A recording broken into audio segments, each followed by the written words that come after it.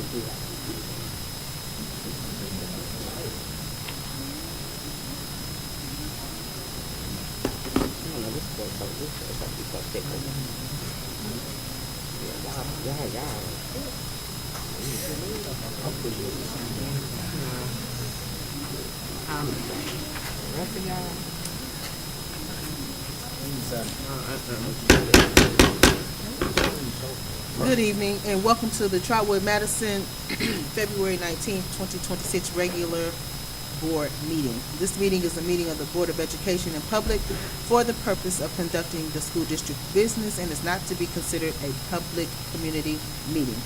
Mrs. Adams, would you call the roll, please? Yes, Mrs. Cherry? Yes. Mrs. Currington? Yes. Mr. Lumpkin? Yes. Mrs. Simmons? Yes. Mrs. Gist? Yes. Can we stand for the Pledge of Allegiance?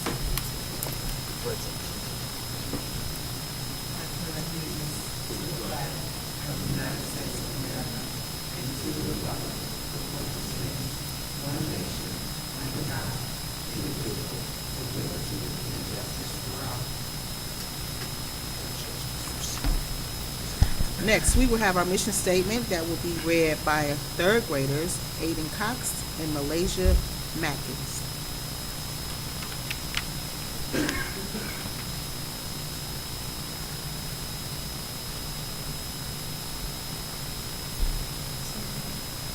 Hi, my name is Malaysia Matkins.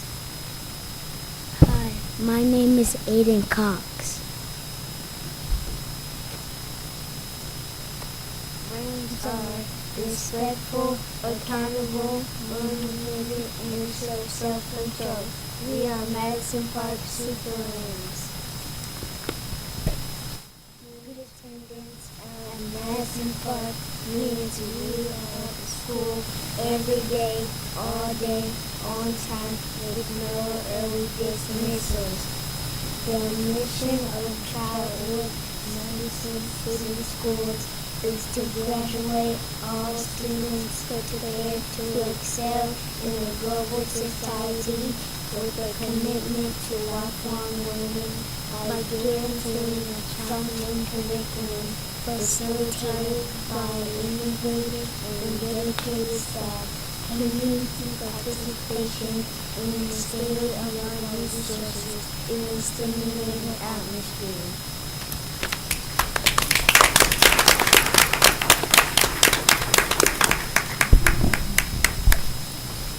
Thank you. Job well done. Next,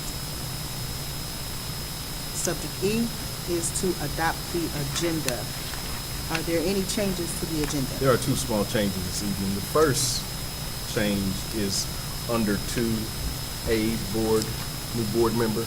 There is no action that will be taken under that, so we need to remove that action. And then the next, under presentations, we're simply going to switch A and B. Mrs. Adams will present the financial forecast first, and then I will follow with the expenditure plan, the veteran expenditure plan. I need a motion to adopt the agenda with changes. It's been moved in second. Mrs. Adams, would you call the roll? Yes, Mrs. Simmons? Yes. Mr. Lumpkin? Yes. Mrs. Currington? Yes. Mrs. Cherry? Yes, motion passes.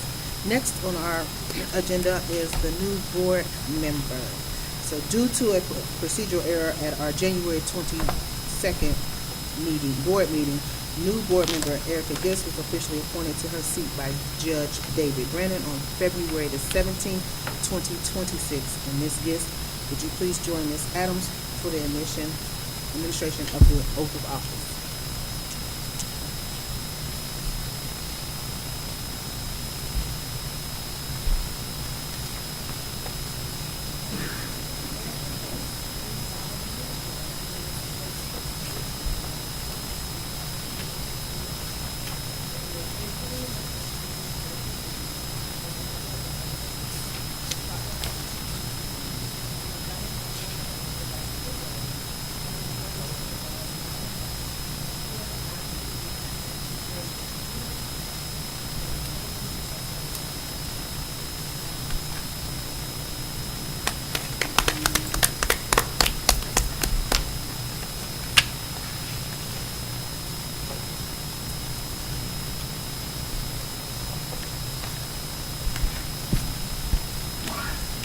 For the second time, welcome.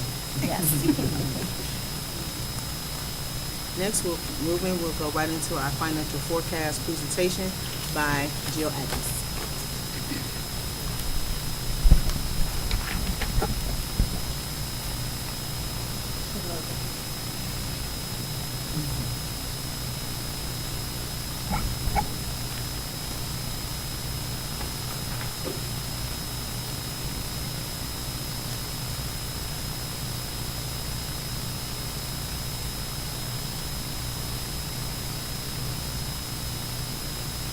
Okay, well, welcome. Tonight I will be giving a presentation about the financial forecast. A lot of this presentation is just about financial forecasts in general and the point of the forecast. So this might sound similar, some of it, to what you have heard from me in October. So Ohio Revised Code 5705.391 and OAC 3301-9204 are requirements that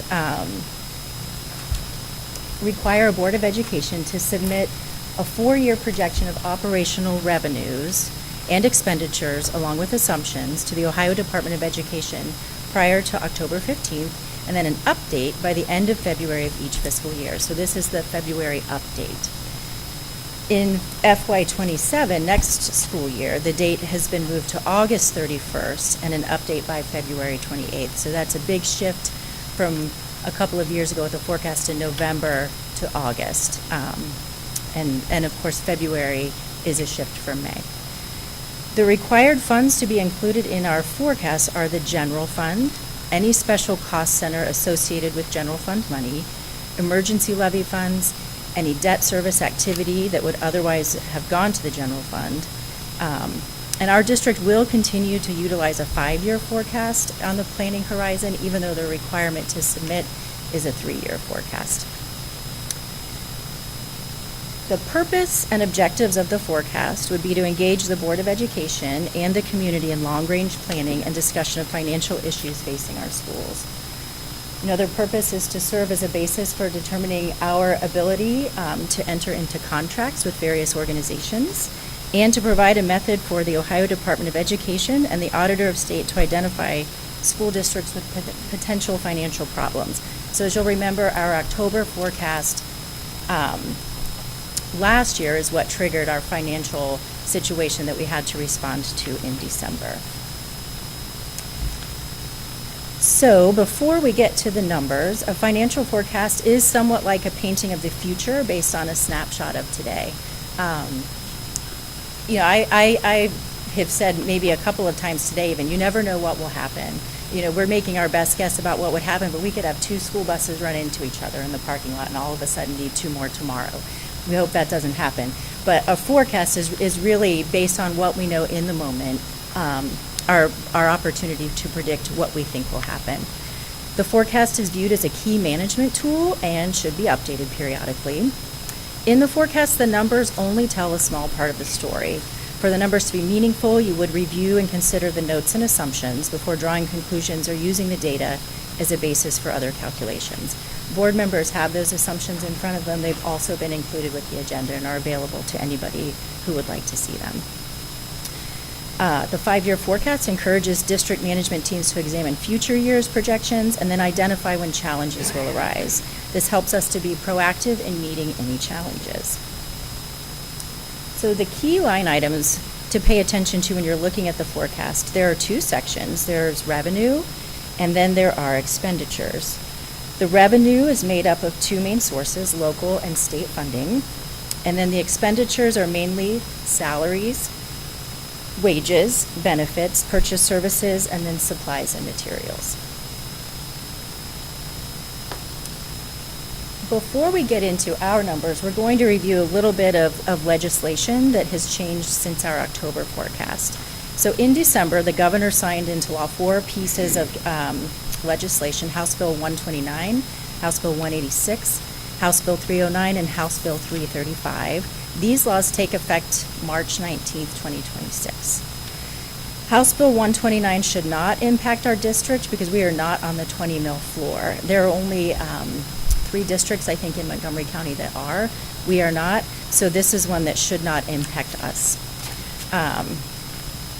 House Bill 186, we don't have much information yet from the Ohio Department of Taxation. We don't expect that until after April, so we don't know what that does to impact this forecast filing. House Bill 186 for us, we don't anticipate any impact for us.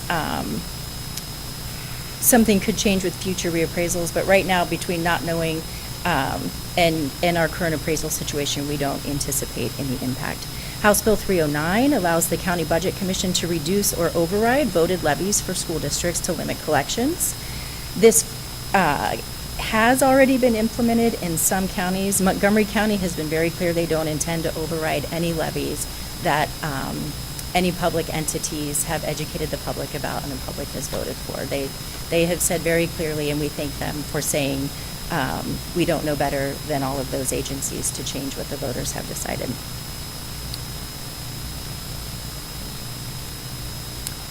So House Bill 186 would change the rollback structure. It modifies the owner-occupied tax credit structure. For us, it's largely revenue neutral until tax year 2029, payable in 2030. So for our forecast right now, it's not going to have a big impact.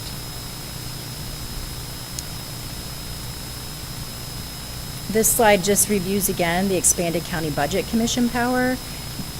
We are thankful in Montgomery County that they take the stance they do, but just in general in schools in Ohio, these are the kinds of decisions that are being made that impact schools. This would allow the county budget commissions to reduce and override any voter-approved levies, would allow for unnecessary collections beyond the reasonably anticipated financial needs of the taxing authority after considering fund balances, projected expenditures, and other available resources. There would be a public hearing requirement. They'd have to give the taxing authority an opportunity to present information at a public hearing before a reduction, and could be an exclusion of debt levies. So these, like I said, are things we don't have to deal with, but as we're thinking about the impact on public schools across Ohio, there are schools that are suffering right now from the implication of some of these things. House Bill 335 caps inside millage. Again, this is one we don't expect any adjustments to our projected tax revenues, but it is something that's changing within the state of Ohio.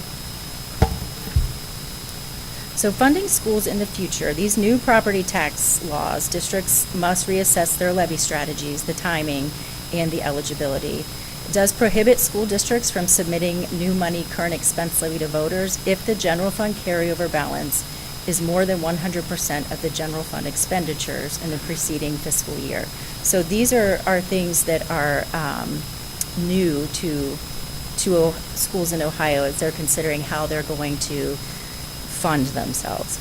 It allows a district to exclude funds to be used within the next 3 years on permanent improvements from the carryover balance calculation, which is one we looked at moving money in our previous forecast to permanent improvement and then ended up moving it back. So that was a strategy taken by many schools.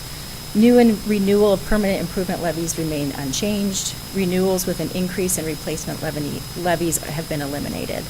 And then there's a new emergency levy authority has been eliminated for districts not in fiscal distress. And our status at this point is not fiscal distress. We're still in a just a precautionary status. The FY26, FY27 state budget update. House Bill 96 is the current state budget provided no increase in foundation funding. And so we know the Ohio school funding formula is being funded for fiscal year 26 at fiscal year 22 inputs. So assuming the cost of salaries and purchase services and supplies are what they were in FY22. And I think we all know from our home budgets that is not the case. And so the amount that we are getting funded from the state is assuming things cost what they did in FY22. And that's every school in Ohio, not just Trotwood.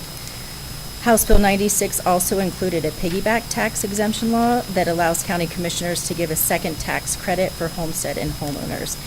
This would cost the district over $400,000 if approved by the commissioners, but again, thankfully, the Montgomery County Commissioners at this point in time have not decided to act on that. Okay, so now to more Trotwood-specific information and our assumptions with this forecast. We do have a Department of Education and Workforce fiscal recovery plan in place to get our fiscal year 28 ending balance in a positive position. So the October forecast, we 2 years out had a negative fund balance, which triggered the attention of the state of Ohio and the auditor's office. So that fiscal recovery plan required us to get out of that position. We know that our salaries and benefits jumped in fiscal year 25 due to the addition of $2.25 million worth of ESSER staff being added to the general fund. Those positions were new to the general fund and will begin to be eliminated in our plan our recovery plan to help with our financial situation. Materials and supply costs increased. Fuel costs are up significantly. And then our deficit spending began in fiscal year 24 and continues throughout the forecast. Part of that is the amount of money that we are receiving in state funding is remaining at those FY22 levels, and the costs of all of our supplies, purchase services, salaries continue to go up. Our expense growth has slowed on average over the 5-year forecast. So we are trying to be careful with the resources that we do have. This chart will show you our revenue versus expenditure. Our expenditures are the red line. They are exceeding revenues throughout the forecast period. We do see, compared to the October forecast, expenses dropping in FY26 and in FY27 in alignment with our recovery plan. We know there were small changes we've been able to make in FY26, which is this year, looking at people who have resigned and making a decision maybe not to replace them. We have reduced our cable bill subscription, our cell phone bill. Those little changes we're making, we can see in our expenditure reduction. And then the things that are in our recovery plan that we submitted show that we would project a continued reduction in expenditures through FY27.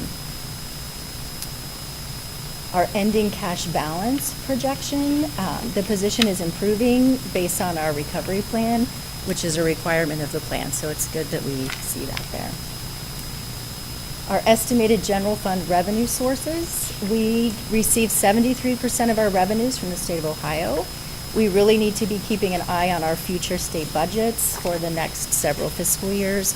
We know that the state of Ohio has a lot of control about the amount of funding that schools receive, and we know that that impacts us on a daily basis. So we just want to make sure to pay attention to that, especially because 73% of our funds come from the state of Ohio. This just shows a breakdown of our general fund expenditures. Wages and benefits are estimated to be about 76% of our total expenses. Purchase services at 14%, materials and supplies at 4%. And then other at 6%. Things that would fall in other would be maybe dues and fees for organizational memberships and things like that. Here are our general fund expenditures by object. Fiscal year 23 estimated through fiscal year 30. So you can see wages and benefits, the kind of dark orange or red at the bottom and blue, continue to be the majority of our expenses. You can also see that everything is rising. Things are just getting to be more expensive.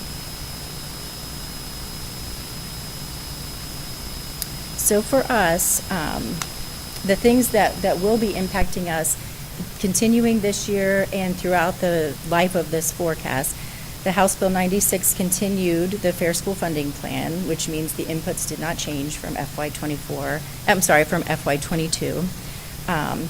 Current funding has us on the formula through FY27, so we are funded through that school funding plan formula. The state could say cut or took from us $953,706 of supplemental target assistance. Those are funds that we received every year, so that is a loss for us each year of this forecast.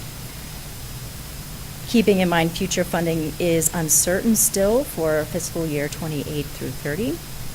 Reminder that we receive 73% of our revenue from the state of Ohio.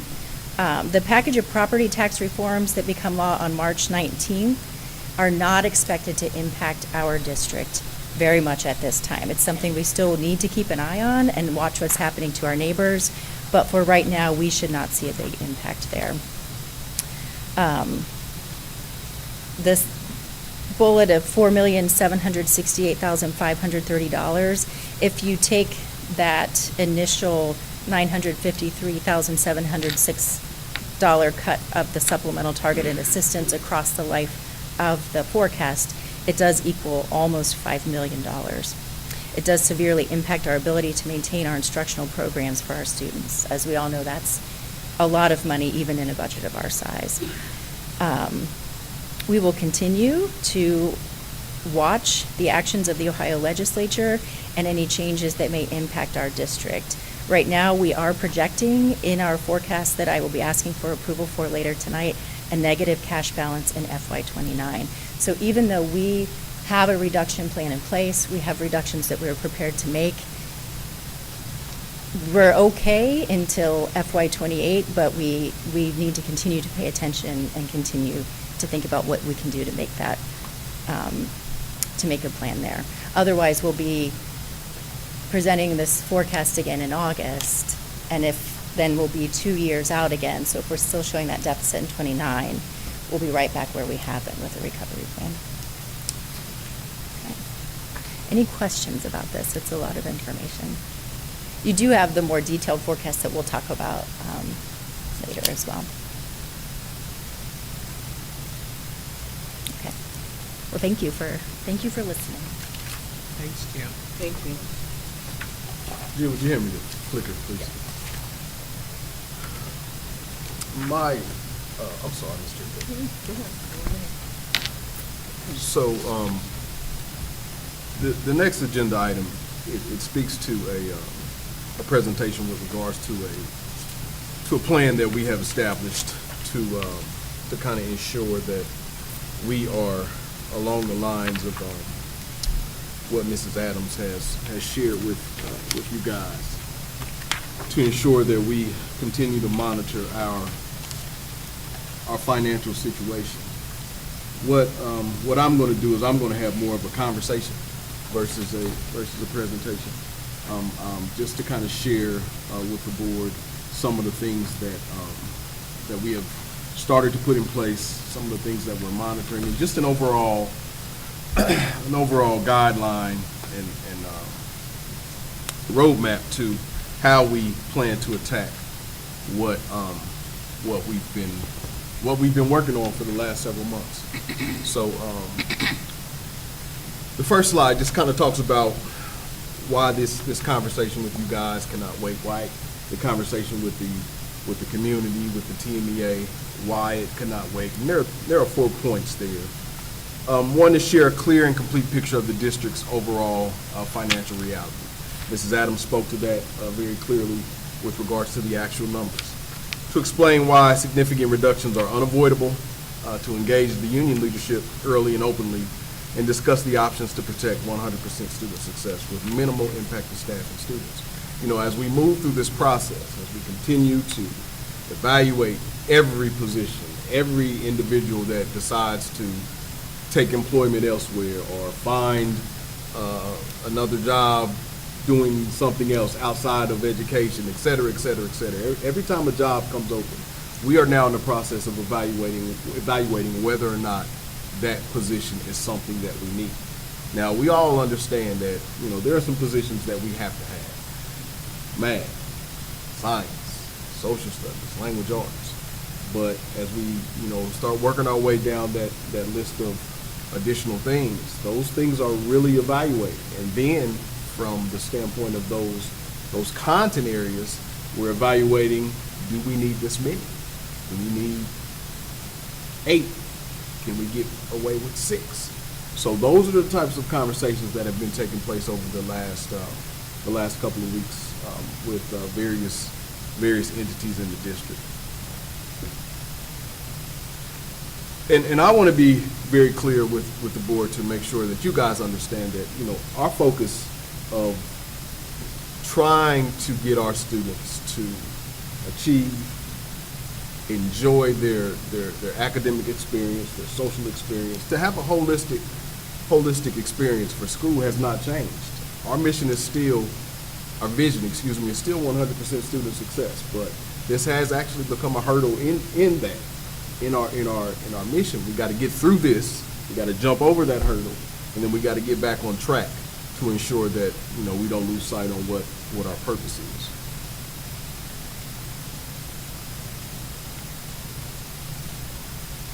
Logan, I lost you. There it is. So I want to make sure that you guys understand that there are some great things happening, and we do the best job that we can. Myself, along with all of the staff members, all of the building principals, the teachers, the students, to let you guys know that there are some good things going on in the school district. And of course, 2 things that we've identified here are the focus on chronic absenteeism. We know that's a huge problem for us. We know that is something that we have had some very direct strategies, developed some very direct strategies to try to attack those. And then, the ultimate focus is student achievement. And we know that, on our report card over the last couple of years, we've moved from 2 to 2.5 stars. We really, truly believe that we are going to continue to ascend. We were almost at a 3-star district, and we talked about that before. And, the simple fact that we've got, 3 of our buildings in our district that are achieving over that overall 3-star rating. So we know we have a long way to go with regard to that, and that's something that we're working on a consistent basis. But we always want to acknowledge the achievement, and we want to make sure that you guys understand that, that is our focus on a daily basis. But finances do play a role in our process. So as Ms. Adams said, we are already in financial distress. You have heard that conversation over and over again. We've talked about it since October, Ms. Adams. We've talked about it since October. We've had countless conversations about it. But we want to let you guys know that we are working towards trying to address this deficit spending. So there are reductions that are in process. And I think to date, from the staff perspective, from where we are with staff, we're looking at about 35 positions that we are going to have to reduce. I don't know if it's increased or decreased. We're still having some conversation with that. Now, those 35 positions are not all, they may include people that are leaving positions, and we're just not filling those positions through attrition. But the majority of them will be individuals that we have to let know, individual positions that we do have to let know that we can no longer fund those positions. So at this point, we're looking at about 35 staff positions. With that being said, we have also done some other things, from the standpoint of all of the departments, all of the building budgets, 10% reduction of building budgets. We've worked with you guys, and we've instituted freezes on the administrative level. So there are a lot of things that we are working through to try to find ways to save money any way we can. But we still have to keep plugging away to try to address this concern. And Ms. Adams spoke to this before, and I'll just real quickly. Multi-year deficit spending, staffing and programs added during ESSER that were not eliminated. State funding has not kept up the pace with inflation and operational costs. Huge issue and concern. 10, 20 years ago, I can't remember exactly now. I know 10 and 20 is a big disparity, but the state of Ohio determined that the way schools were funded was illegal, and they had to come up with a different system to fund schools. They implemented this system year over year over year. They continue to fight amongst themselves to determine how they are going to fund public schools. So what do they do?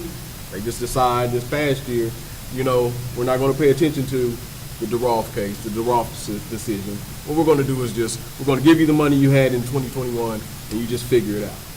Well, just like everything else in this world, and as Ms. Adams alluded to, inflation is real. Gas, food, for us, textbooks, aluminum, wood, all of those things that people are complaining about with regards to inflation costs. We see it on the level of 6 buildings and hundreds of thousands of square feet that we have to maintain. 200,000+ kids that we have to transport. 2,500, 2,600 kids that we have to feed. So as you think about those types of things and you put it on that level, all of that inflation costs funnels through school districts as well. And as the state contribution flatlines and our inflation costs continue to go up, then we continue to dig ourselves in a deeper hole. And then another huge blow we took was that reduction of the supplemental targeted assistance funds. To get a call at the beginning of the year from the state of Ohio, and they say, oh, by the way, this money that you've been getting, this close to $1 million that you've been getting every year over the last several years, we're just going to take that away and you figure it out. That's a huge detriment to a budget. So state funding is a key driver of our gap, of our funding gap, and we continue to talk about why and what are some of those things that will continue to put us in this hole that it seems like now we're struggling to pull ourselves out of. But being transparent, and I've shared this on many occasions. Even if the state funding was where it legally should be, we still would have to make some of these adjustments because of the amount of deficit spending that we were doing. But because the state funding is where it is, and there is also a decision just to pull those, targeted assistance funds away from some of the districts that are struggling the most, then that hole and that, and that gap has continued to get bigger and bigger.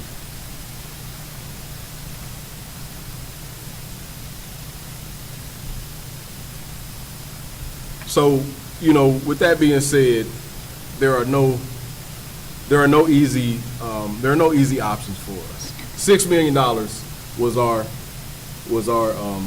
bogey per se over the next couple of years, and for this year alone, we estimated and identified $3 million as that number that we were reaching for right now. I think with some of the things that we've done, we've anticipated, and I just had a conversation with Mr. Manley a little bit earlier today, we anticipated about 3.4 million is what we got, where we've gotten ourselves to a point right now with staff reductions and some of the other things that we're doing. But we have to continue to evaluate that number. We have to look at staffing, we have to look at scheduling, we have to look at, if we get an influx of new students, there are a lot of other factors that are continuing to help or address some of these evolving situations that we have to pay attention to. So all of these factors are kind of playing into eventually this final number, or this final, landing point for us, and we're continuing to evaluate that.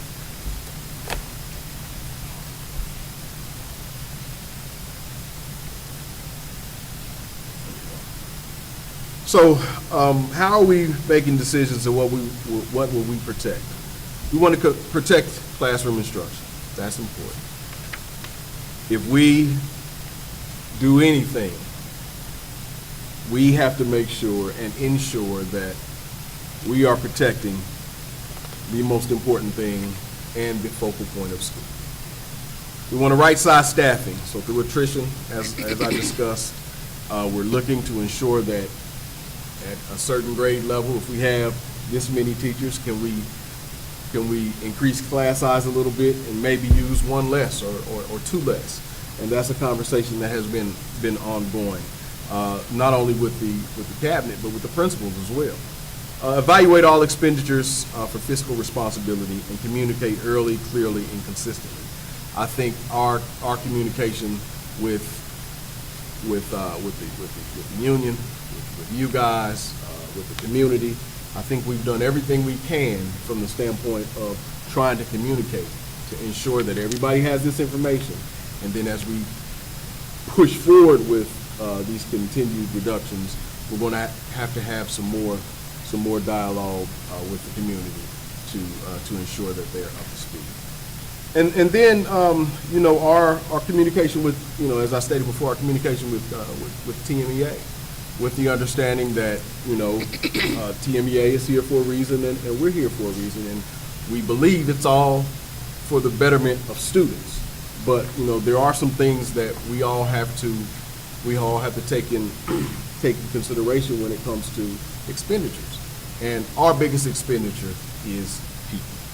It is people. So through that, we have started some discussion about wages and compensation, supplemental contracts, longevity, insurance, just those general things that everybody these days is having a conversation about. But we're in that dialogue right now. We're having that conversation. We'll see where we land with regards to that. But regardless of our collaboration or our conversation, Ms. Adams and I and the administration, we still have to ensure that regardless of what comes from these conversations, we are still doing what the state has informed us we have to do. So with all that being said, if we do not fix these things, if we do not address these deficits, then we have what we can ultimately term the doomsday scenario. And the last thing we want to ever happen in Trotwood-Madison City schools, or schools in general, because schools are supposed to be a hub of social growth, intellectual growth, cultural growth, et cetera, et cetera. Some people don't believe that. Some people don't. I do. I believe that, and I know from the conversation I've had with all of you guys that school should be a holistic experience. But if we do not fix this hole, then we are going to, or address this hole, we're going to have to look at what we call the doomsday scenario. And you're talking about elimination of your related arts program. Could you imagine what this place would be like without a band or without a music program? When you're talking about elimination of supplemental and extracurricular activities, can we imagine what this place would be like without a robotics program, without C-Perch, without some of these other things that kids really connect to that are not always sports related? Some of the programs that we got going on over at Westbrook and Madison Park, some of these things that kids really gravitate to that, may be looking for something else to tag them as far as their school experience. Implementation of play-to-play athletics, or elimination of some aspects of athletics. We have to, of course, with Title IX, if we get rid of this one, we got to get rid of this one. So, that's some consideration that, hopefully we never get to. And then the last two, which, would be huge detriments to this district. Elimination of high school transportation and closing of school buildings. You know, we sit here and we look at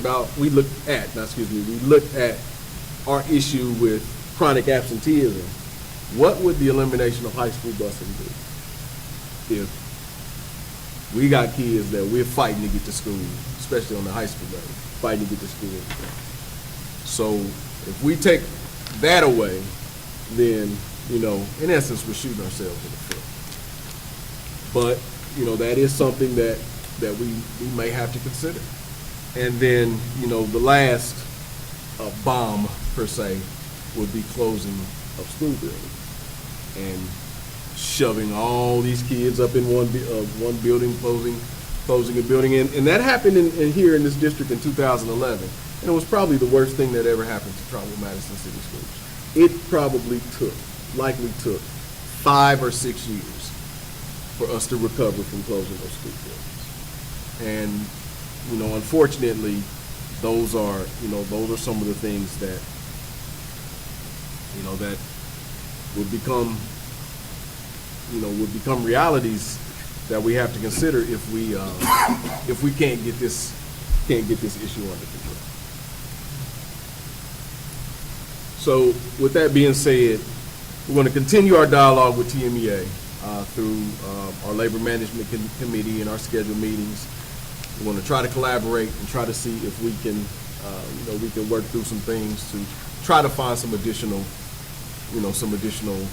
areas of reduction of expenditures. Monthly financial updates to the board. Every board meeting we've talked to you guys about what was going on. Weekly superintendent communications every Monday. Since this has been a concern, I've been sharing with the staff, you know, what's going on. I hope no one can say that they're going to be surprised by what's by what's coming, because I've shared every Monday what's going on. And then by February 28th, our goal is to inform anyone that's going to be affected anyone that's going to be affected with regards to the reduction in force. Inform them by the end of this month, so that will give them plenty of time to start, you know, making plans for what's ahead. That was my goal. I wanted to do that out of respect, along with allowing, you know, all of these positions that are going to be affected to continue through the rest of the year, because that doesn't have to happen either. And, you know, if you're familiar with what's going on in Toledo City Schools, when they got back from the holiday break, they laid off 100 people when they got back from the holiday break. Laid off 100 people when they had a week to get themselves in a better situation. So we're committed to definitely allowing and working with all of these positions that are going to be affected through the rest of the year. And then, as we talked about, well, of course, spring community update. We want to continue to have this conversation and dialogue, because with that community update, with the information we put out there, you know, the board is going to have to make a decision about a levy. And even with that, we still don't know if we get enough millage generated in this community, along with the deficit, along with the reduction of funding from the state, along with the reduction of, you know, those target assistance funds. Even if we do pass a levy, if we are fortunate enough to pass a levy, we still don't know what that looks like from the standpoint of us, because we get expenditures sometimes that they seem to just fall out of the sky. We get a kid that'll move in that has a lot of concerns, a lot of needs a lot of support, and they end up going to the ESC, and then we just get a bill for it, and it just wind up on our desk. And say, oh, by the way, you got to pay $50,000 for this kid that showed up in November. So we've done a lot of work on trying to make sure that all of those kids that, you know, are placed in those facilities are ours, and that, you know, we are being billed correctly for those services. So all in all, the conclusion of this is we got to protect what matters. And what matters the most is 100% student success. So we have an opportunity to work through this. We've been working diligently to try to address these deficits. We truly hope that the conversations with the TMEA continues to be collaborative, and we can come up with some things to try to find some some other alternatives for revenue reducing expenditures. Excuse me. But it's not the greatest time, but we're going to push through this. We're going to get on the other side of it, and then we're going to get ourselves refocused and focus on the momentum that we have in this district to ensure that our students get the best education they possibly can, we possibly can give within the means of what we have. All right? So, you got any questions for me? Of the 35 staff persons, Mr. Howard, have any of them been told yet? Not yet. Not yet. No. But by February 28th, next week. That is our intent. Okay. My goal was by the end of February to inform anyone that is going to be affected, which, as this list continues to evolve, somebody can put a retirement or a resignation in tomorrow, and then somebody may come off that list. So we're still working through that, and then somebody can get a letter today, on the 28th or the 27th, and somebody can retire or resign down the line, and they'll be on a callback list. So we're hoping to be in a situation where we minimize who we do lose, but we do understand that there is going to be some loss. We do understand that, and my perspectively, not to get on the soapbox, I had to start looking at positions and not people. Yeah. And I struggled with that. I really did, because this is new for me. I went through it in 2011 as a staff member, but when you start looking at people, then it becomes more and more convoluted and complicated. So what we had to do is we had to start looking at positions. What are those positions? And once I got myself to the point where I was okay with that, and I'm not okay, let me pull that back, that I understood that and accepted it, then we had to really start evaluating and addressing how we start attacking this deficit. And I think we've come to a point now where we understand where we are now, but if things don't change, we'll be doing the same thing in a year or two. And that will be communicated The same way, I'm sure, the process. When you say communicate, to 35 positions. oh, the 35 positions, we have a process that we have in place. There will be letters, there will be meetings held. Nothing will be impersonal. We're not sending emails or letters to anybody's house. We're going to meet with everybody in person, and we'll share with them what is actually going on. Good questions. Any more questions for me? What kind of resources are we providing to the people that we lay off as far as support for getting other positions? That's a great question. I've reached out to a couple different districts that have gone through this. With the ESC specifically, what I'm going to do is I'm going to provide a list of positions, not people, a list of positions that we have eliminated in a sense. Once I provide them that list, she's going to share it with the 16 county districts. And then if someone is interested in that position, then I will forward that information of that individual that did not have that job. I will forward that information to the ESC, and she'll make sure she will make sure it gets to each district that may be looking for that position. So, and I'll say this frankly as well. Said in the superintendent's meeting this past Tuesday, everybody is having these same conversations. Everybody. Some people are not there yet, but they're going to be there. But some people are in worse situations than we are, and they're trying to figure out how in the world they're going to keep running school and make school a beneficial part of a student's life, of a kid's life. with the, with the situation that we're in. Along with sharing the consortium, going back to your point, sharing information on the consortium about open positions, so on and so forth. But that county move where we share amongst each other is going to be huge, and we'll make sure we let all staff members know that we'll be sharing that with the county.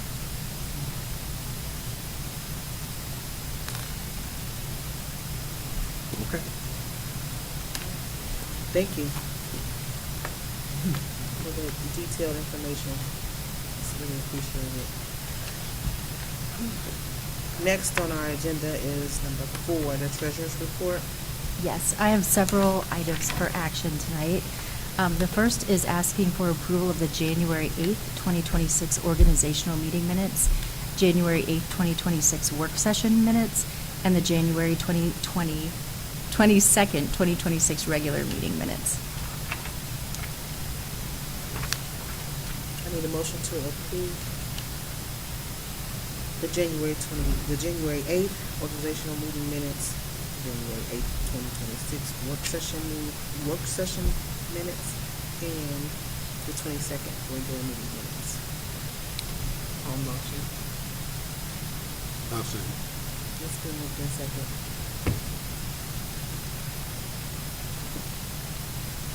Mrs. Simmons? Yes. Mr. Lumpkin? Yes. Mrs. Currington? Yes. Mrs. Gist? Mrs. Cherry? Yes. The next thing I have, we have an amended appropriation. I brought you an amended appropriation last month for some of our own accounts. There is a new non-public school operating in Trotwood-Salem Christian Academy, and they receive auxiliary funds from the state of Ohio, and those funds were sent to us to manage, which is one of their 2 options. They can manage them or we can manage them. We are managing them this year. They've already let us know next year they're going to opt to manage them themselves. But those, we had to appropriate those funds to be able to budget them to spend for them. We do receive a 2% indirect cost fee to manage those funds, and it's only about $30,000. So that is what is in that amended appropriation, just those funds for Salem Christian Academy. And I would ask for approval for that tonight. Does anyone have any questions? I need a motion to approve the amended appropriations. On motion. I second.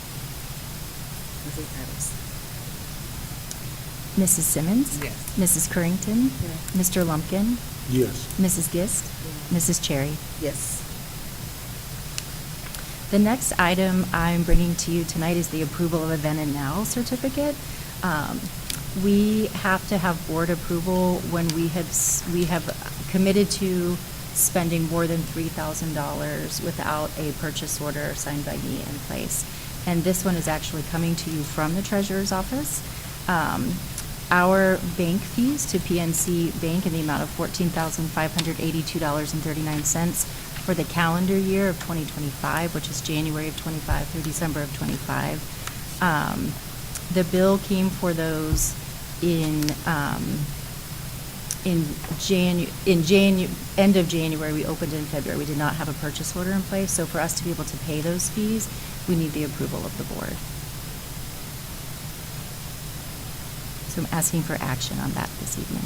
I'm sorry, when did you say you received them? They came in January. We had a week of snow day, we had things, and then, yeah, we weren't anticipating it. We had finance committee. I would say, a lot of time, in my personal bank account, the fees come out of your account. You don't have to give the bank a check for the fees.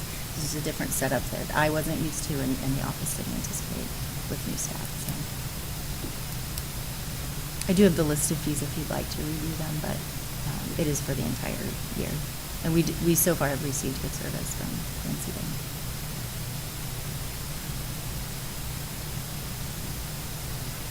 Any questions?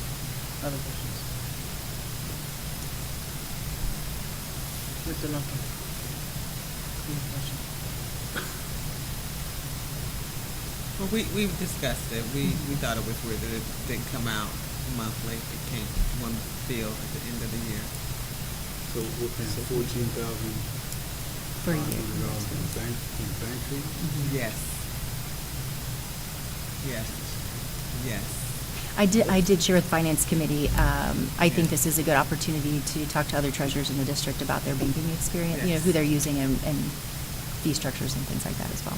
So, I don't necessarily have a question, but just in the environment that we're in, like when you see a number like that, that's like a financial institution should be telling you what that's for.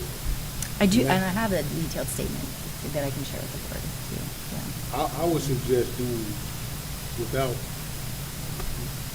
getting too far in because I can't, I would suggest doing some sort of comparative analysis with another financial institution. to Yes, see noted. if you could save money.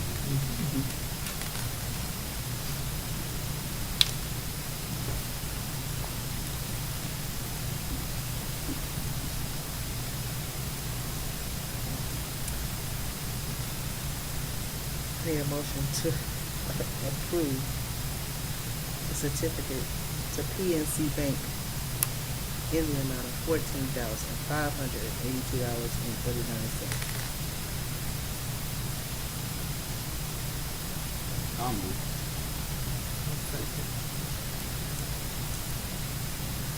Ms. Adams? Yes, Mr. Lumpkin, Yes. Mrs. Simmons. Yes. Mrs. Currington. Yes. Mrs. Gist.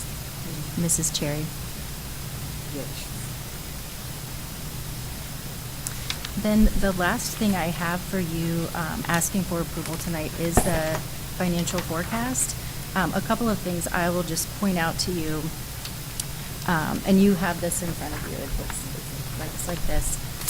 In the revenue section, 1.035 and 1.040, our unrestricted state grants and aid and restricted state grants and aid, that is our state funding, actually went up a little bit from our October forecast. And in taking a look at that, we had 38 more students enrolled between August, our first payment in August and our first payment in February. So that's nice to see that there's a little bit more money there.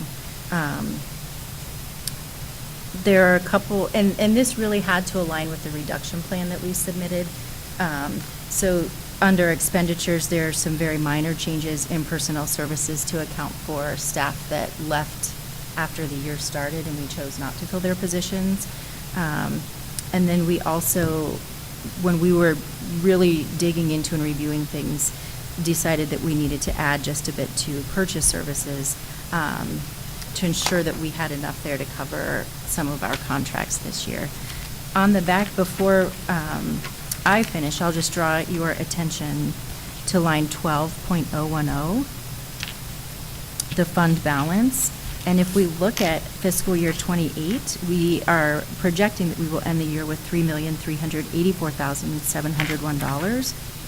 If we look at fiscal year '29, we are back in a negative, so negative $2,176,988. So as I said during the presentation, our plan for reductions gets us where we need to be by the end of 2028. But if we work on our August forecast and we're still showing that negative balance in fiscal year 2029, we'll have to do another official plan with the state. So that's something to keep in mind. And then I am asking for approval of the financial forecast this evening. I need a motion to approve the financial forecast. I'll motion. I'll second. Mrs. Adams? Yes. Mrs. Simmons? Yes. Mr. Lumpkin? Yes. Mrs. Currington? Yes. Mrs. Gist? And Mrs. Cherry? Yes, Thank you. And that's all I have for you this evening. thank you. Next is our superintendent's report. Okay, I do have a few items all for action this evening. The first item is item A, coming back around to approval of the in lieu of transportation payments. The board did ask for a comparative analysis to for last year to this year in your folder, your vanilla folder, I provided that to you. The document is identified as 5A. Out of last year, our total at this point was 77,046.40. This year, with the increase and the increase, the slight increase, it's not a huge increase of students, but it is more. We're looking at 93,231.22.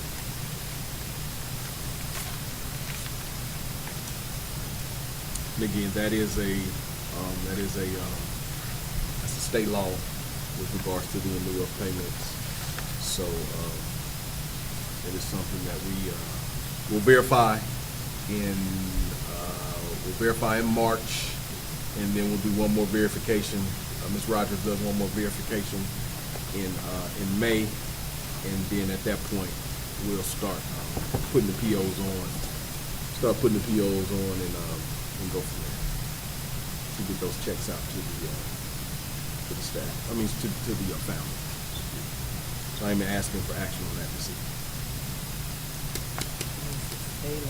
Yes, ma'am.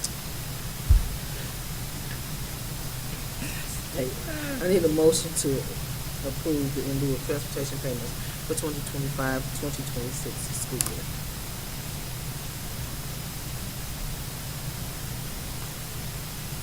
I need a motion. I'll motion.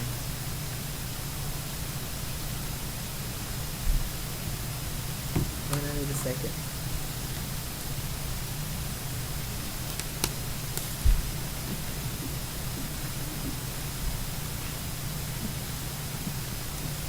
And I need a second. I'll second. Ms. Adams. Mrs. Simmons? Yes. Mrs. Gist? Mr. Lumpkin? No. Mrs. Currington? Abstain. Mrs. Cherry? No.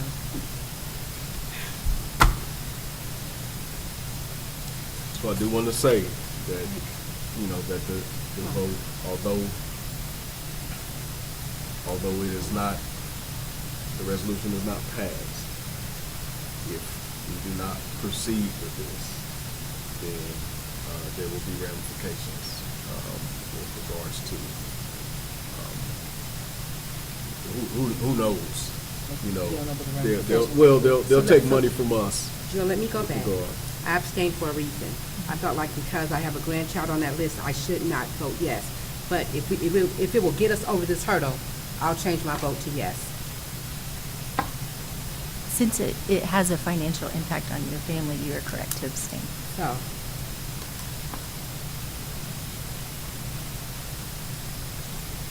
I mean, this is not something that we can not pass. I'm confused. So, I wanna make something clear to the Board of Education. I say no because of my reflection of it, not to influence anyone else's vote. And the state of Ohio, I mean, how many students did we lose? It wasn't really the number of students that we lost to private institutions. It's because they raised the cost of what they paid to them. Right. So I have a right, as a board member, to say no to that. However, it is the state law that we have to pass it. I don't say no to influence anyone else's decision. So, I understand that the board, that Trotwood has to make those payments. My vote is a protest vote against the Ohio's laws that continue to attack public schools. So, I just want to make sure I put that on the floor. Like, it's not to influence anybody else. And with the acknowledgement and understanding of that, we also have to take in consideration that, if we do not pass this resolution, Listen, it'll lead into. I'll change my vote. It'll lead into litigation. It'll lead into. Right. Yeah, it'll lead into a lot of, and it may be twice that amount ultimately. I'll change my vote to yes on that. That's fine. Mrs. Cherry, would you like me to call the roll again? Yes, please.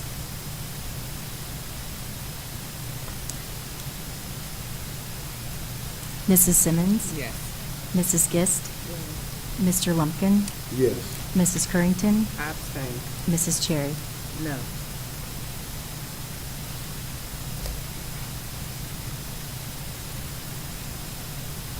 Thank you with an asterisk. 3. I do understand. I do understand. The next, It's just extremely frustrating. We have very hardworking administrators and teachers that are trying to educate kids.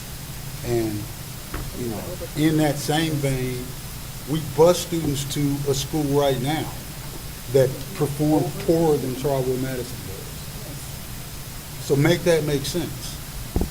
There are people who live in our school district who are choosing a worse education for their students. And at some point, you know, we have to stand up to it.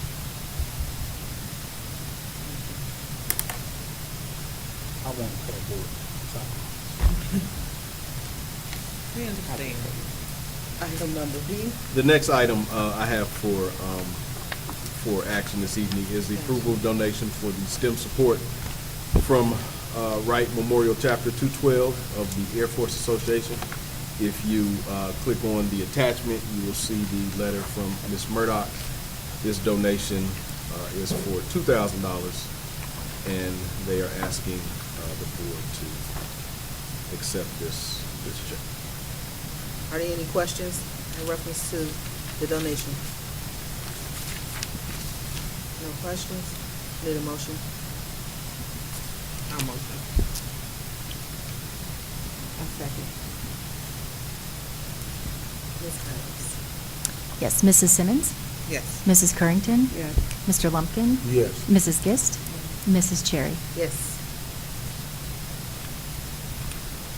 All right, and in conclusion, the last item is the personnel agenda. The agenda was forwarded to the board Friday. If you take a look again, it is not a big agenda. Some appointments to supplemental positions, one retirement, and as stated prior, you know, every retirement could possibly be, you know, support for, you know, someone that is possibly on that list. But I am asking for action on this item this evening as well. As Mr. Howard has mentioned, he has already forwarded the personnel agenda as he does all the time. Do you have any questions in reference to the personnel agenda? If there are no questions, I need a motion to approve. I'll say. Mrs. Adams? Mrs. Currington, Yes. Mr. Lumpkin, Yes. Mrs. Simmons, Yes. Mrs. Gist, Mrs. Cherry. Yes.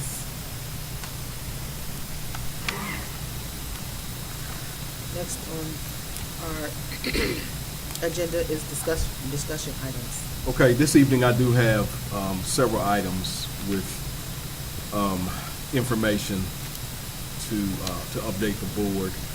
The first two are in response to some questions from last board meeting. Item A is the RAM Pathway graduation update. I provided a couple of briefs for the board in response to those questions from last meeting. What you have in front of you denoted as memo 6A/B.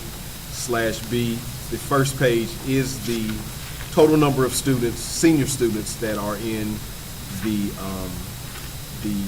senior students that are in the RAM Pathways program. And again, this information was in response to the information we shared about students on track for graduation.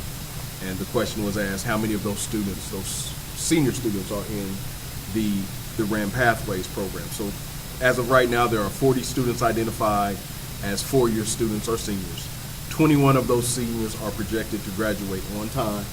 19 of those seniors are currently behind pace but engaged in intervention supports, including those alternative pathway options. And those strategies are credit recovery, accelerated coursework, placement into alternative graduation pathways program that align with state requirements.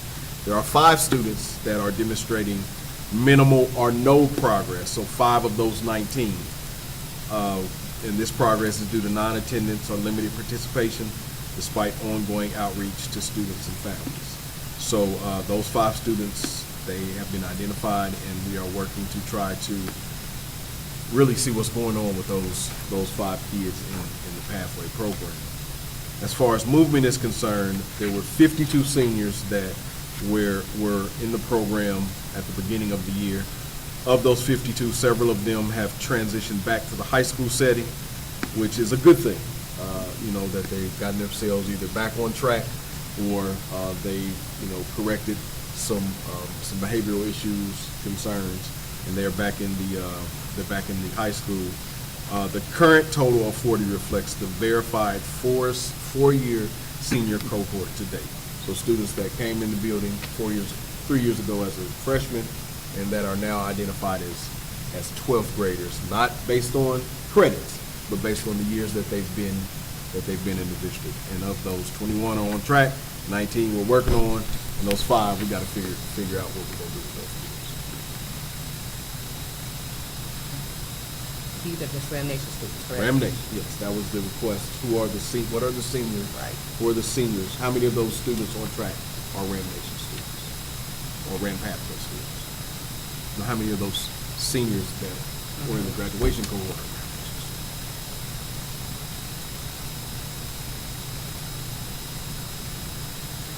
Any questions?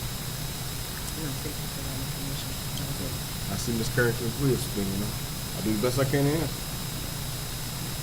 Okay? Okay. All right, the next item denoted as C, 6C in your, shoot it back up. Right.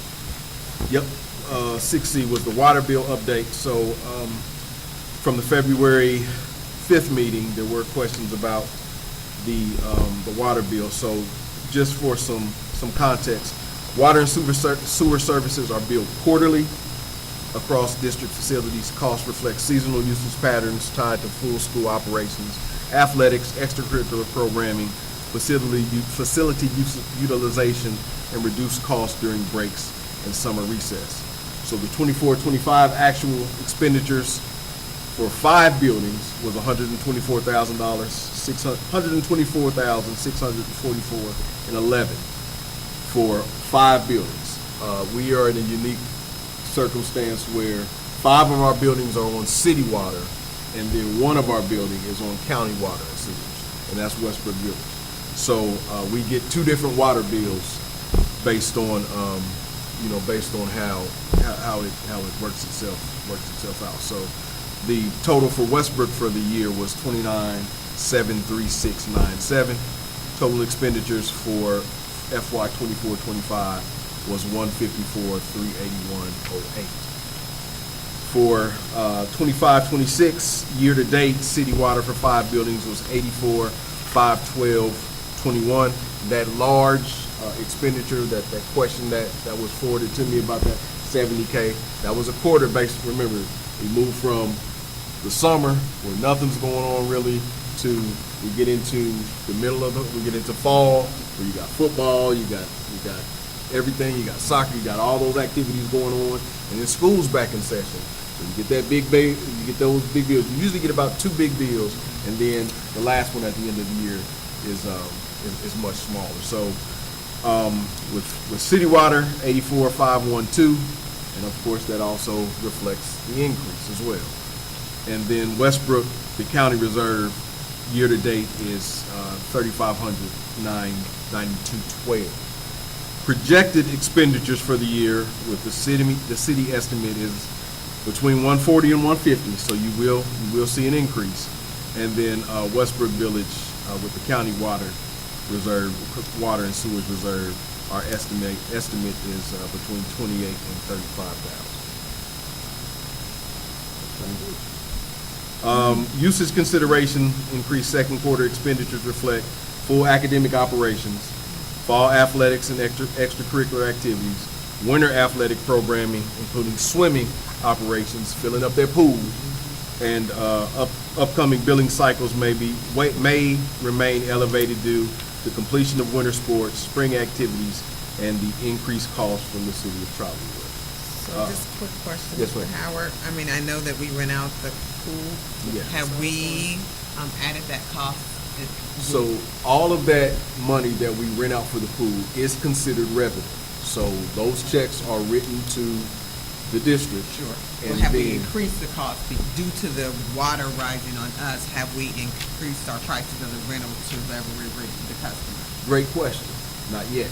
Okay. Not yet. We have a, Increase the cost of anyone who voted us out of well, Everyone. well, that's a great point too. That's a great point too, and we can have a whole Okay. conversation about that. Another But session. yes, we have increased the cost for the GWA swim meet. We have increased. They have a different cost, but what we've done traditionally is all of that money that has come into the pool, that has come into the pool for rental, we have redirected that back to the athletic program. Now it's all the same money, because if we don't give them that money, we're still gonna have to front them some money anyway. We But- just want to increase to the people Right. that's renting from us because our price. Right. We're So paying what? more. So what we have to do is, and I will work on that. We have to reevaluate our fee schedule.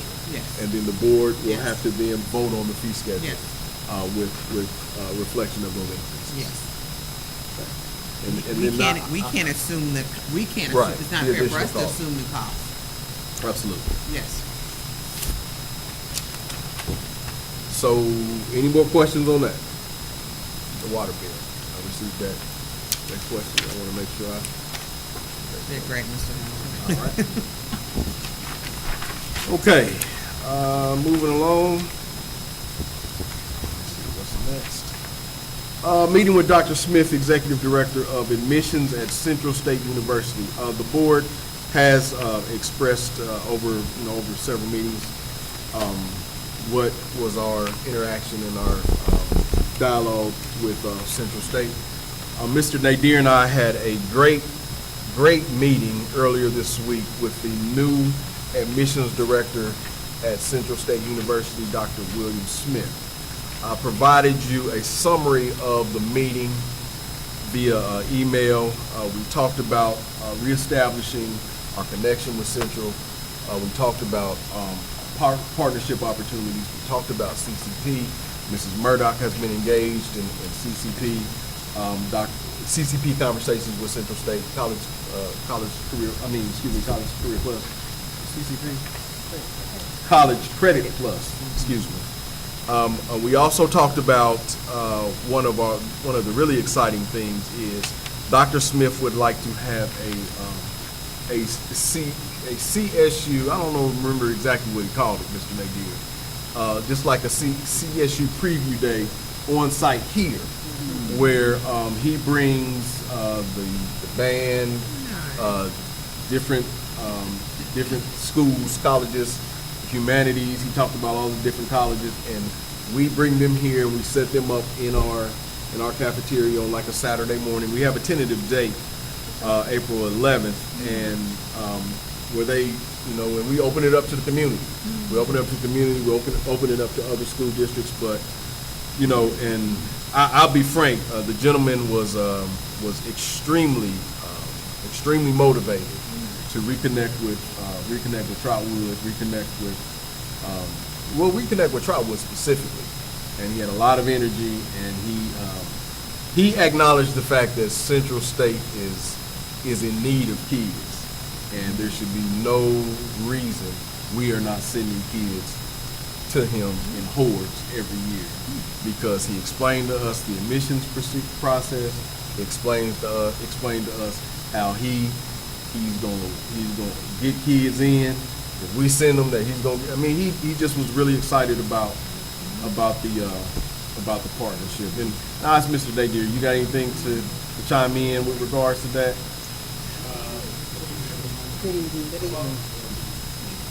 I've been working with neighbor at high school. I've got a person doing like maybe there's a have a transit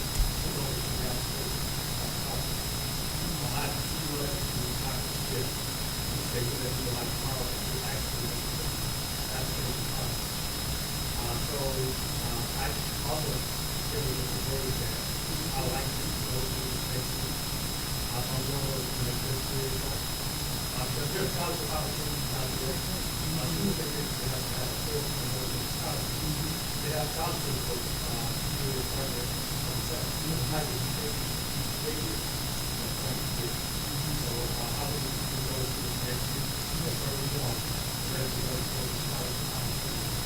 I tomorrow I could go to the field actually high. This is a high. And then I keep down at the there's just a follow-up even I have a doctor call and I report that means it's not because of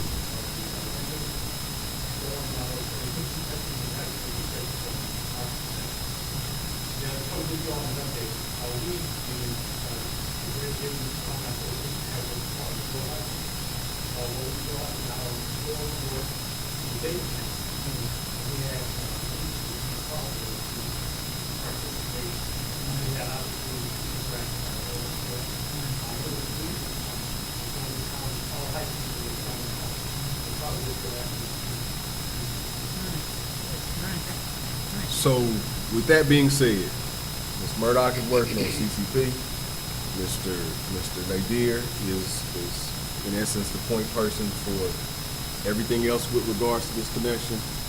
And our goal is, especially for those marginal kids, those kids that are not quite sure what their next step is to get them on Central State's campus, to get them on Sinclair's campus, because we got something brewing with Sinclair as well, and I'll give you a little bit more information as far as that is concerned. But, you know, we got kids that we know are going places, other places, but we got some marginal kids that if they're not quite sure about what that next step is, whether they're going to the workforce, whether they're going to the military, or whether or not college is for them.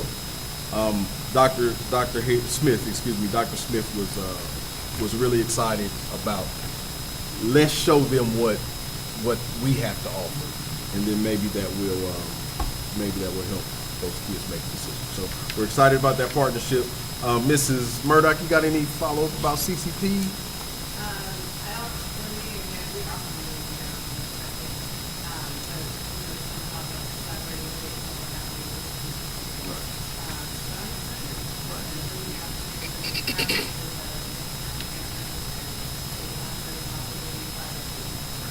So we're working with Central, and Ms. Murdoch is working with Central to establish, and Ms. Murdoch has she's kind of been in the forefront of this, because one of the things she told them is, let me see a schedule. And she created one for them of what it would look like if we've got some kids that are interested in CCP, especially some of those 11th and 12th graders that, you know, may need some additional related arts classes or additional, course offerings, where we can get them on a bus, as long as it doesn't fall in that standard fleet time.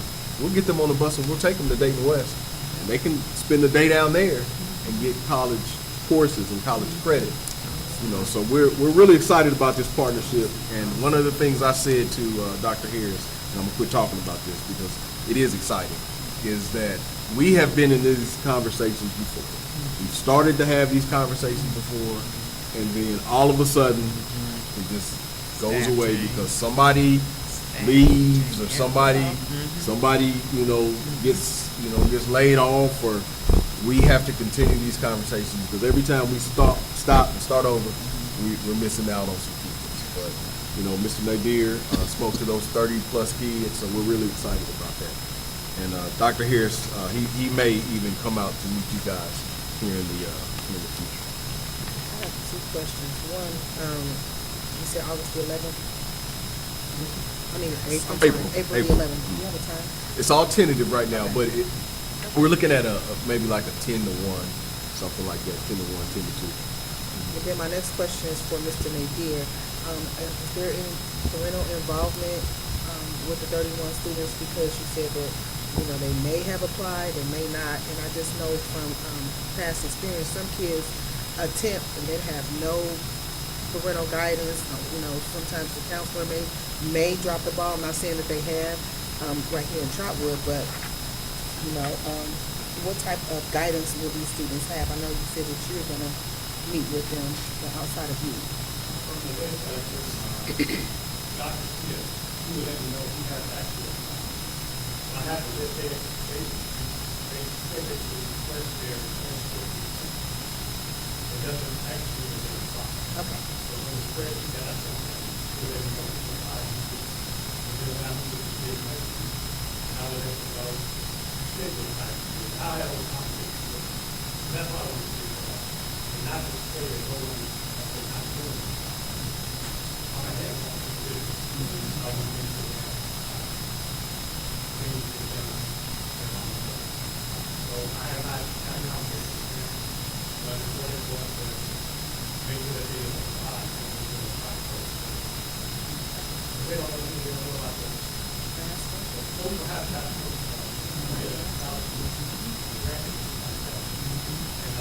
Also, we have to provide assistance they can do.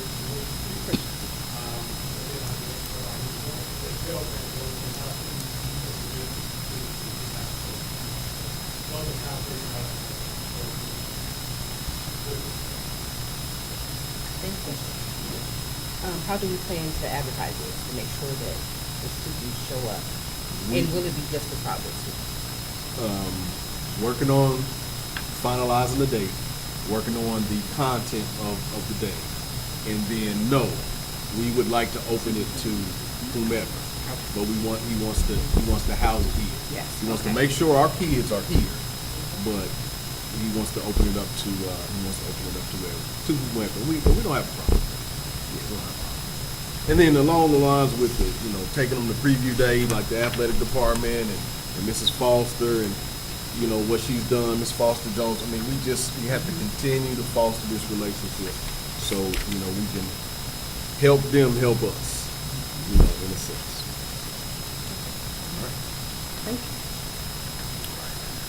Okay, moving along, almost there. D, pathway to 100% student success. This is something we also talked about last board meeting. In your packet, I've included a couple of things with regards to this pathway. I included another copy of the strategic plan. You may have 10 copies of this, but it's going to stay in your face.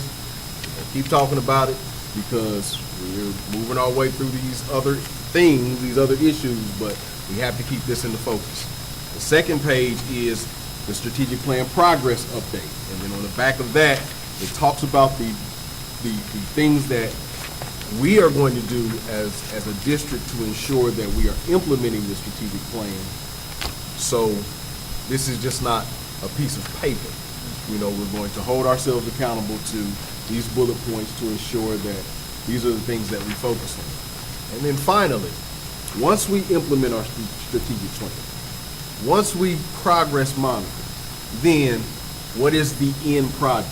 The end product. And we talked about this portrait of a graduate. So in your folder, what I've included, portrait of a graduate / pathway to 100% student success, are first some examples of portraits of graduates from all across the country, just to give you a sample of what school districts are expecting at the end of a 12-year, 3-year, 2-year experience with the school district, what they're expecting from their kids, what they're expecting from their graduates. And then with that, I have provided some brainstorming. You're there on the second page. Just some brainstorming that I've done, along with working with Allerton Hill, and then some more work that I'm going to do with the executive cabinet and some other people we're going to pull in. These brainstorming concepts are some of the things that would be standard expectations for what we want our kids to be able to do when they leave Trotwood-Madison City Schools. There's 10 of them here. You want to get it down to 4 or 5. But when you talk about being a lifelong learner, being a critical thinker, being a collaborative and decisive decision maker, being an informed, engaged, and ethical community and global citizen, being a critical thinker and problem solver, diligent and resilient work ethic, respectful and skilled communicator, college workforce or military service or career ready, emotionally intelligent, and exhibiting leadership. These are just some general brainstorming ideas that I just want to make sure I keep on your guys' plate as we talk about what a graduate from Trotwood-Madison City Schools looks like. And then what is that pathway to this? I want to make sure that this stays in your face. We're going to continue to work through this. We're going to continue to refine this. We'll get some other folks involved, and then towards the end of the year or the fall of next year, we'll have a presentation to the board about what our pathway to student success is, whatever it's at. And there is no more fiscal update for this week, over the last week. I think we've talked about it. And that is all I have. I'm gonna take a drink of water. Thank you. Thank you, Mr. Howard. We're very appreciative. Next, it's our treasurer comments. I would just like to officially welcome our new board member, Erica Gist, to the table tonight. It's great to have you on board. And that's all I have for tonight. Thank you. I did. Okay. Back to me Back again. to you. Okay, I will be very quick. The first is in your packet. You have some stapled documents for you. The first is a list of the Black History. I've updated the Black History program schedule for you. I wanted to make sure I provided all of the updated dates. So this has changed from the information that I gave you on your superintendent's update last meeting. Each building is having something specific to Black History. Please, if you can, try to attend. I want to make sure I also highlight the Madison Park Black History pick up and drop everything and read Black History edition. If you are interested in being a part of that, the flyer is attached next to is the next page, and you would need to RSVP with Mrs. Wright at Madison Park, where you'll come in, you'll read something relative to the content, and you'll spend a little time over at Madison Park. But you got a program at ELC, you got one at Madison Park has their parade going on. Westbrook has their program on the 26th, middle school the 25th, and the high school March 9th. Any questions about that? All right. Next, real quick, I want to just give you a real brief look at our new website. Our new website is up, rocking and rolling. That's athletics. We're gonna go to the Trotwood website first. Those pictures, those pictures are. Can you go back to that one, Logan? Or one of the buildings? Okay, here you go. So those pictures, those motion pictures, they were taken by CTC students in partnership with CTC. We work with CTC, so they came over. They utilized their drones. Then our kids got involved. Ms. Anderson worked out, so we had a partnership. So we got live action shots of all the buildings. Click on another one, Logan, for me. Moving slow. So you got live action shots of all of the buildings. And all of the information is, most of the information is updated, but I wanted to make sure you guys saw that. We had talked about that. We got some current pictures. We got to put some more current pictures on there. We talked about that earlier in the summer, moving to this platform, and we're really excited about it. It's pretty cool. Yeah. And then next is the updated athletic website. We have a new athletic website that Mr. Smith and the athletic department have been working diligently on to stay updated, keeping our scores, our schedules, our rosters updated, our feats, the feats that our kids are accomplishing. So that's the new athletic website update, and I'll make sure through my email. I'll send you guys an email with the link so you can check them out yourself. We got a lot of good stuff going on with regards to that. Last, it is testing season. We're on the horizon of testing season. I think testing season gets going in April, so you'll hear me talking about that a lot more over the next couple of meetings.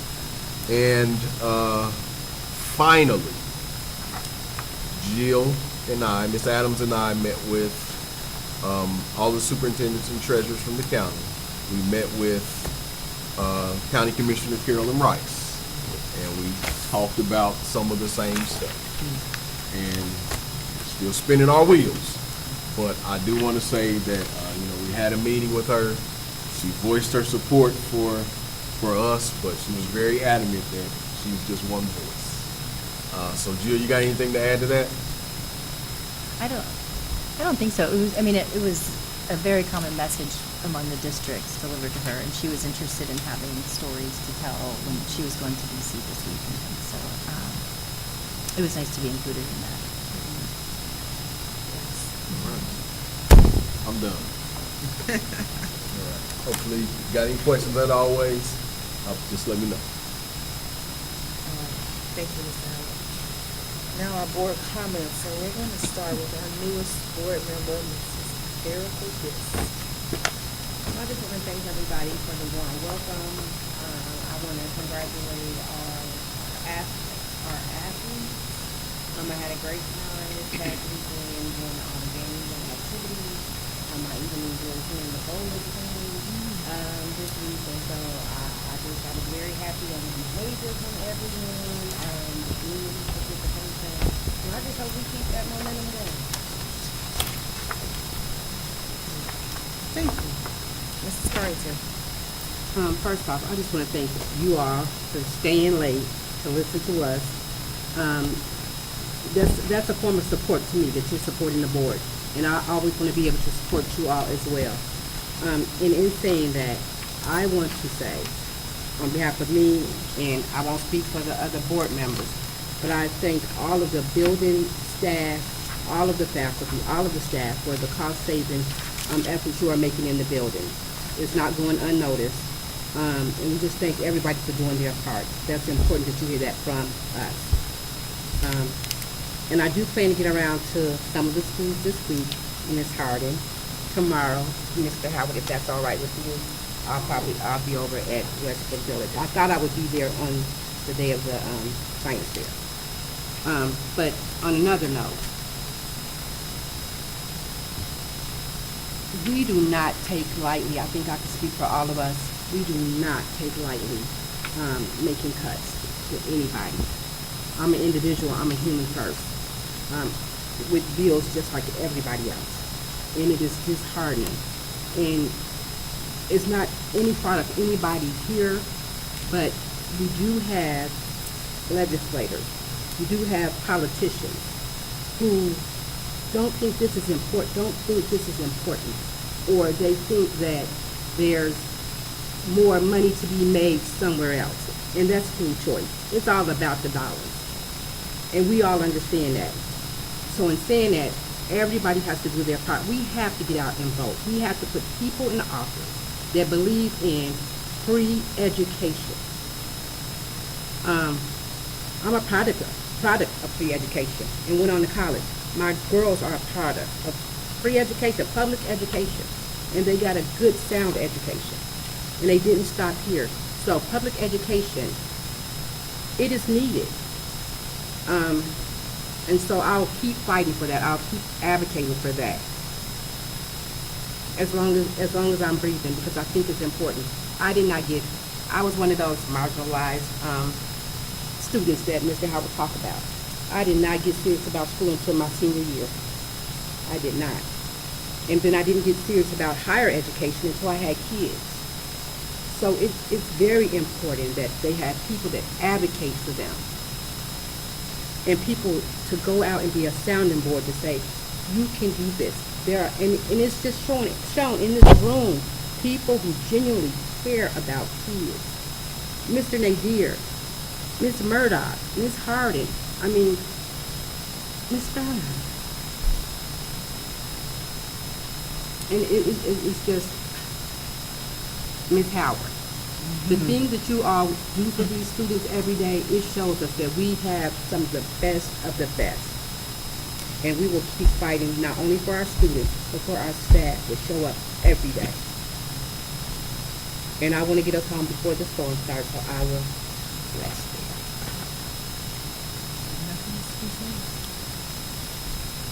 Public education is important. School choice is a choice, but not my choice. Mr. Lumpkin? Yeah, so just thank you to all of the administrators that are here and our staff that services our students every day. And I do want to point something out that Ms. Adams said, though, because we've been on this journey the last couple of months of making sure that we highlight cuts to public education. So during her presentation, she talked about state funding that is being funded for fiscal year 2022. So just so that the community understands what that means. And this, a bipartisan legislation was passed for fair school funding. And they are now making what's an unconstitutional decision to not fund at the current levels of funding so that public schools cannot function. It is intentional by the state legislator that they are doing it. The other thing that she mentioned that I want to highlight for everybody that's watching, everybody that's listening, is the reduction of the Supplemental Target Assistance Fund, which is a direct attack on school districts like ours. $1 million out of a budget for public school and urban areas, that's who that attacks. Okay? So, much like Ms. Currington said, your politicians matter. There's one thing that's just a little bit scarier than that, is that right now Montgomery County is saying that they support public schools and they're not going to mess with levies. Your election in November matters. And the candidates that are from here are not the ones that represent us. So we just want to make sure that we're highlighting that and spotlighting that. But congratulations to all of our students that are achieving great things. That's very exciting to hear about the work that's being done with Central State University and connecting back to their campus. And even though it's tough and it's hard times, we're still going to get through it and keep doing the hard work. Thank you. Vice President Simmons. Those are two hard acts to follow. However, I would like to again thank Aiden Cox and Malaysia Mackins, who opened our meeting with our mission statement this evening. And also, congratulations to those 31 students that have applied to Central State University, and we hope they truly have applied. Thank you, Mr. Nadir, for being a hands-on staff person. And as my other two board members says, thank all of you for being hands-on staff people every day with your families and with the students. Mr. Howard says something that makes sense and is profound. Protect what matters. We know that we will have to make these cuts. They have not been taken lightly for those 35 staff positions. So you all will be, we will be sending positive thoughts and prayers that you land somewhere good. As Ms. Currington said, we all have bills and a livelihood, and we know that's very important. So it's nothing that we have taken lightly over the course of the months. As Mr. Howard said, we've been talking about it every week in every meeting. So it's nothing that has been taken lightly. And we do have lots of great things going on here at Trotwood. So we're going to stay on that momentum and make sure that what stays in front of us, that 100% student success. And I'll end there. Thank you. Great. Oh, I have one more thing. One more thing. Let's highlight the students that will be participating over the next couple of weeks in the cotillion, botillion, and debutante ball. I think I had a list of those students' names written down, and I've written so many notes this afternoon because Mr. Howard had so much good information. So for the cotillion, we have Nicozy Cummings and Maya Howard. For the debutante, we have Aaliyah Johnson. In botillion, we have Philip Knight. And we know that parents put a lot of hard work and families for these students to participate in these events. So I just wanted to give a shout out to those students this evening. Thank you, Vice President Simmons. I just totally agree with all of the board members. Everything they have said, I totally agree with it. It's so unfortunate that public education is under attack. I too am a graduate. I'm a graduate from Dayton Public, but my daughter graduated from Trotwood, and I do believe that I will always support and advocate for public education. Our mission, our strategic plan, our vision has not changed. As Mr. Howard said, we need to protect our classroom, our student success, and our instruction. There are some good things going on in Trotwood, and I just want to focus on the good things. It's always negative things that's going on. I just want to continue to focus on the good things. And we, as the board, I'm hoping that you all will support. We are all in this together. We say this all the time. We're all in this together. We all matters. There's no personal agendas. We all matter. And we're going to support our superintendent and treasurer, our administrators, to the best of our ability. No hidden agendas. And with that being said, I need a motion to move into executive session to consider the appointment, the employment, dismissal, discipline, promotion, demotion, or compensation of a public employee or official, or the investigation of charges or complaints against a public employee, official, licensee, or regulated individual per DOE Policy 0166 and ORC 121.22 G1. Action may be taken. It's been moved. Mr. Adams, will you call the roll? Yes. Mrs. Simmons? Yes. Mr. Lumpkin? Yes. Mrs. Currington? Yes. Mrs. Gist? And Mrs. Cherry? Yes, motion passes. We will enter into executive session at 7:15.